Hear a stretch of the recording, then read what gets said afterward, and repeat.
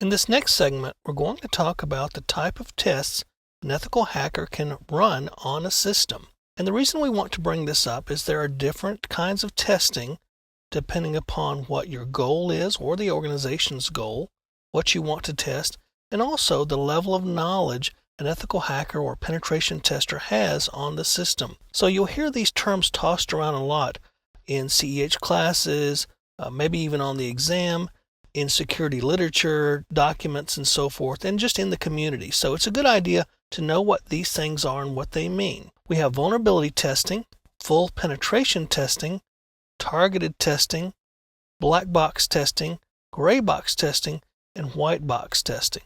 Let's go ahead and take a look at what some of these are. Now, during vulnerability testing, really all you're doing is running a scan of the system and maybe some vulnerability scanning tools to determine what vulnerabilities are actually on the system. Most of the time we see these vulnerability tests run on systems that have to have a vulnerability scan done on them for compliance purposes or for a security report, for example. When you're testing for vulnerabilities only, you're just getting the raw list of vulnerabilities, what patches they need, what security configuration issues they may have, and so forth. You typically do not exploit anything. All you're doing then is reporting what you're finding. That's all a vulnerability test really is. Now, a penetration testing team may take that report and use it as input for a penetration test later. But this is typically something that's given to management or technicians so they can fix things. No exploitation at all. Then you have at the other end of the spectrum a full penetration test. And this basically is full-on testing for all targets that you have access to over all possible attack vectors.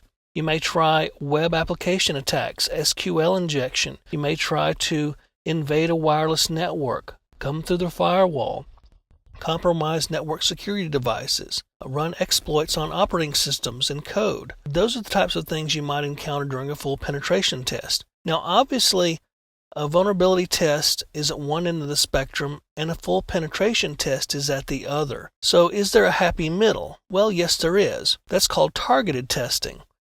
And targeted testing only targets specific pieces of the infrastructure. And this is usually by convention or by agreement between the penetration tester and the organization being tested. For example, they may want only a network scan and for the hackers, the ethical hackers, to try to get through the network perimeter, like the firewall or something. Or maybe it's a physical security test and you're trying to break through the physical security barriers of the organization. Maybe it's against just a database or against a particular server. Maybe it's against a small section of the organization, like the finance department. In any case, targeted testing doesn't do a full-on test on everything. It targets specific systems, pieces of the organization, parts of the infrastructure. Now, those were the kind of tests based upon scale, really, whether it's a small scale or a large scale or a targeted scale. The other way we can categorize different types of tests is through the level of knowledge about a system. And typically we see three things: black box testing, gray box testing, and white box testing. And what black box testing basically means is that we have zero knowledge, no prior knowledge of the target or the system. We haven't been told anything. Maybe we're told, hey, you're going to do a pen test on ABC Company, and it starts this day, and that's it. And then you would actually have to do your reconnaissance and everything and find out information about the organization. You'd have to do your footprinting and so forth. During gray box testing, on the other hand, you have a limited amount of knowledge or some knowledge about the target or the system. Maybe you know the organization. Maybe you've met with the security and network administrators, and they've given you the IP address range, and that's it, and nothing else. Maybe they've told you you're going to encounter 2 database servers, and we run an Active Directory network, something like that. But you won't have a lot of knowledge. It may be just enough to get you started. And in a gray box test, maybe you're on the internal side of the organization, and you're starting from inside their environment with very little knowledge. A black box test is usually on the outside of an organization. You're trying to get through the firewall, through the network perimeter, for example. Now, white box testing at the other end of the knowledge spectrum is where you have full-on system knowledge about the entire system, the organization, its architecture, and so forth. And the goal of this is that you'll typically know what you're going to find. You're just testing to see if you can still exploit it. Maybe someone's run a vulnerability scan on the system and you have the vulnerabilities that you think could be exploited. So you take this list and you start with it, and in a white box test, you would try to exploit each and every one of these vulnerabilities, already knowing what you might find, what vulnerabilities are out there. You would already know the network architecture.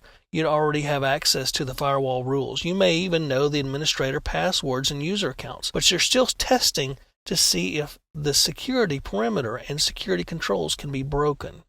Now let's talk about targeted testing for a moment. When we looked at targeted testing a moment ago, I told you that this was only testing for specific things that you and the organization agree on. Now let's go in a little bit more depth on this. This could mean databases, web application testing.